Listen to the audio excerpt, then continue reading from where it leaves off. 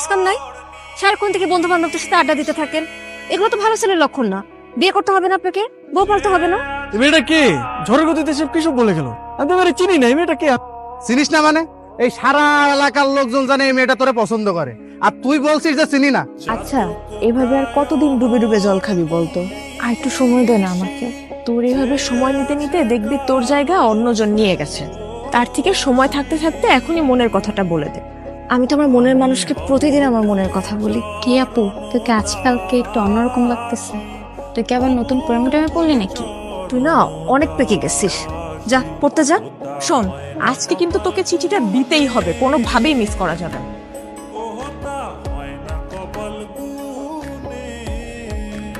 আমি কইছিলাম না মেয়েটা কিন্তু আজকে আইছিল কিছু একটা বলার জন্য। আরে কি বলবে আমারে?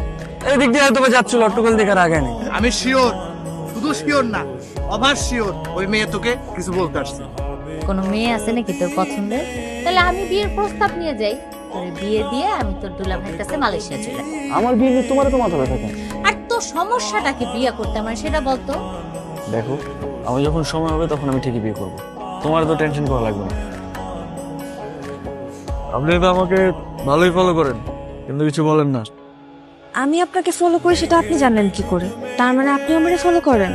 তলে তলে এত বড় ইচ্ছে? আরে মানুষ মানুষকে দেখে না রাস্তা বের হইলে, ওই দেখা আর কি।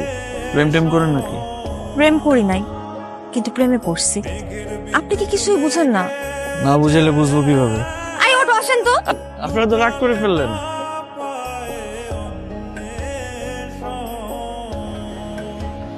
মামা, আপনি না বললেন জেরিন লেখাপড়া নিয়ে ব্যস্ত, এখন বিয়ে দিবেন না, কিন্তু জেরিন কোথায় লেখাপড়া করে এটা কি আপনি জানেন? এটা কেমন প্রশ্ন রকি? একটা ছেলের সাথে বিভিন্ন জায়গায় ঘুরে বেড়ায়। জেরিনের মা, জেরিনকে নিয়ে এদিকে আসো। আজ থেকে ওর বাইরে যাওয়া নিষেধ। কলেজের নাম করে কোথায় যায় কোনো খোঁজ খবর রাখো? কি করছো? একটা ছেলের সঙ্গে মেলামেশা করে বেড়ায়। জেরিন কোথায়? ওরে বেশ কয়েকদিন ধরে দেখতেছি না, ও কই?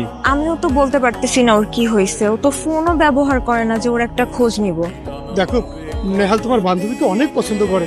আমার বান্ধবীও তো আপনার বন্ধুকে অনেক পছন্দ করে, কিন্তু সমস্যা তো আপনাদের, আপনারা কেউ কাউকে কিছুই বলেন না। সেদিন এত সুযোগ করে দেওয়ার পরও কেউ কাউকে কিছুই বলতে পারলেন না আপনারা। একটা মানুষ যদি তার মনের কথা না বলে কিভাবে বুঝবো? আমার ভুল হয়েছে, আমি মানে আমার ভুল হয়েছে, কিন্তু আমি আর ভুল করবো না।